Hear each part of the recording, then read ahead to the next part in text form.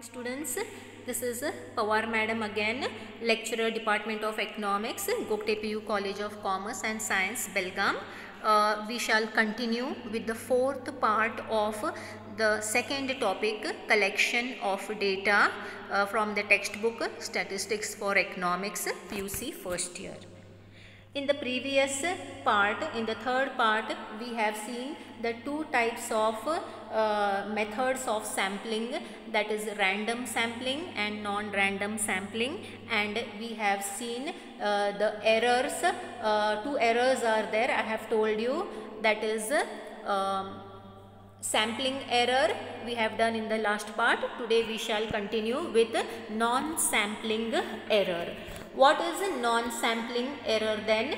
It is non-sampling error are difficult to minimize or reduce even by taking a large sample. So here in sampling we have seen the error can be reduced by taking a larger sample, but in non-sampling error means, non-sampling means it does not depend on the size of the sample, whether you take a smaller size of the sample or even a larger size of sample, some errors are bound to happen and such errors cannot be corrected.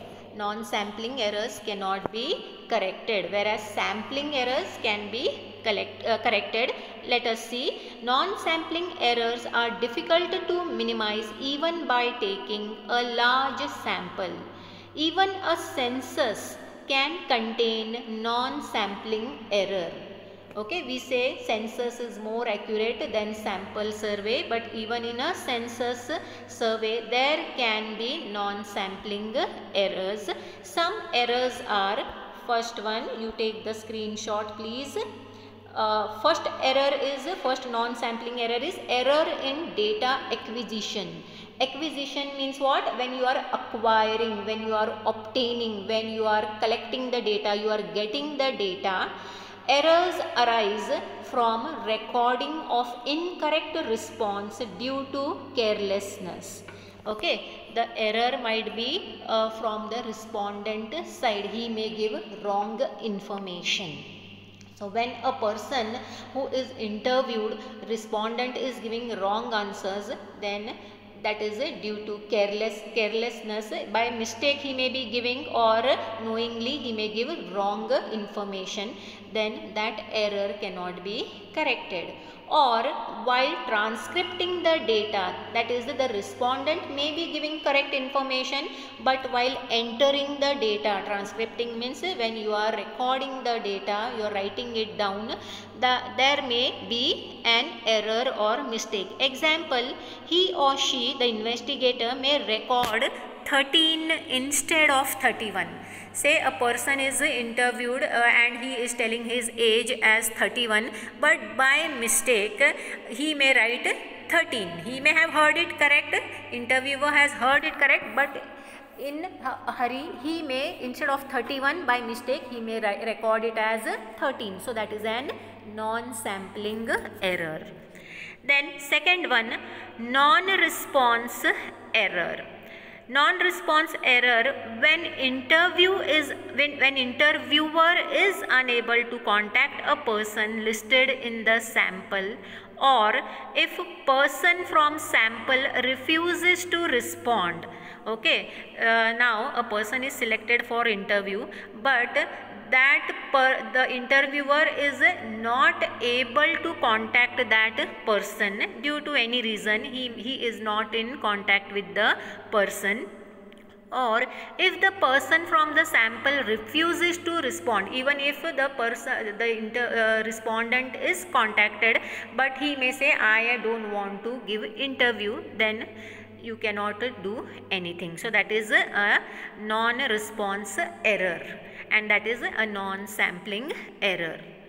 Then third one is sampling bias. Sampling bias occurs when the sampling plan is such that some members of the target population could not be possibly included in the sample, that is improper selection of a sample.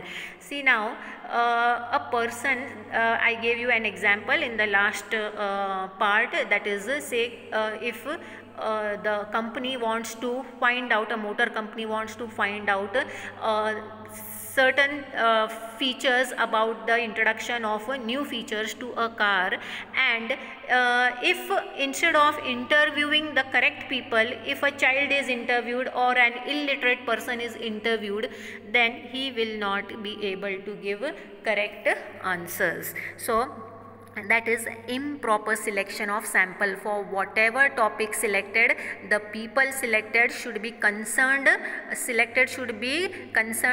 that particular topic only. They should have knowledge of that particular topic, and if wrong people are selected, then wrong answers are going to be collected. Therefore, sampling bias, that is improper selection of the sample.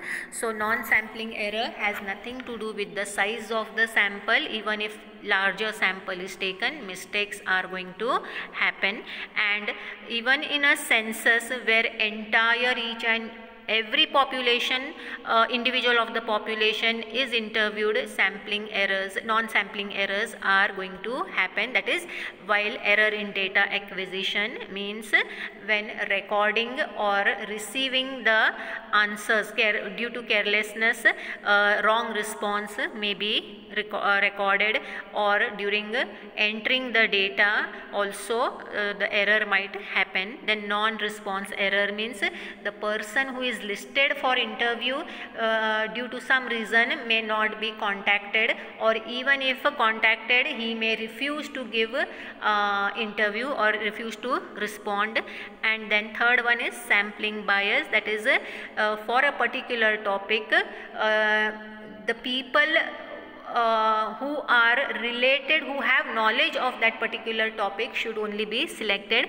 Improper selection of sample will lead to non-sampling errors. Then name the government agencies that collect the data, or now government is having all the records of the population. So from where does it collect? There are certain government agencies. There are private agencies also, but here we are listing only government agencies. So some government agencies that collect the data both at national and state level are Census of India, National Sample Survey Organization, you call it as NSSO. Now see, NSSO, whatever is written in the brackets, you should be able to expand it. They may ask you for 1 mark. So whatever is written in bracket form, you please learn to expand it. National Sample Survey Organization, NSSO.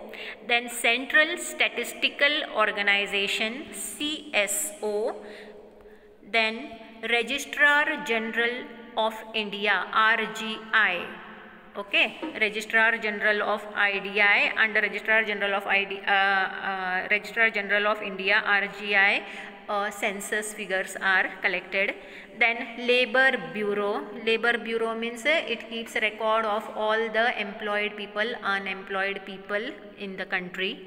Then Directorate General of Commercial Intelligence and Statistics, DGCIS, etc. There are many. I have just listed 6. From that, you should know Census of India. You must be able to write a note on Census of India.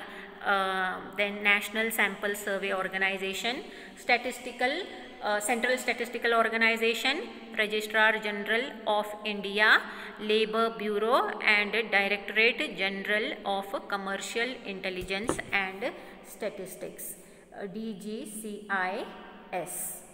Then a note on NSSO, note on census. We have written already all the information regarding census is there. That only you have to write it in the form of a paragraph, note on census. Then note on NSSO, National Sample Survey Organization, set up by the government of India. Set up means it is established by government of India to conduct nationwide surveys on socio-economic issues. Socio-economic means social and economic issues. Of the issues are like literacy, then school enrollment. School enrollment means what? Admission in school. How many people, how many students are getting admitted, how many children are getting admitted in the schools. Employment, how many people are employed in the country. Unemployment, how many are unemployed in the country. Morbidity ratio, that is morbidity means a tendency to fall ill. How many people fall sick often. Maternity, maternity means motherhood. How many women are about to deliver babies. Then child care, what is the status of children in the country, how about their vaccination dosages and all the medicines regarding children. Then public distribution system. Public distribution system means what? You know what it is, that is fair price shops. Fair price shop means in common language you call it as a ration shop, okay, where subsidized food, that is food at very less price, is supplied to the BPL population, below poverty line people. Then manufacturing, that is industrial sector, service sector. Then retail prices, what are the retail price of each and every product of various goods, etc. Then the data information is collected through NSSO. The data is released through periodic reports and its quarterly journal called Sarvekshana. There is a journal, or in other words you can call it as a magazine or a book, a Sarvekshana, named Sarvekshana, and in that book, in that journal which is quarterly published, that is every 3 months or 4 months it is published.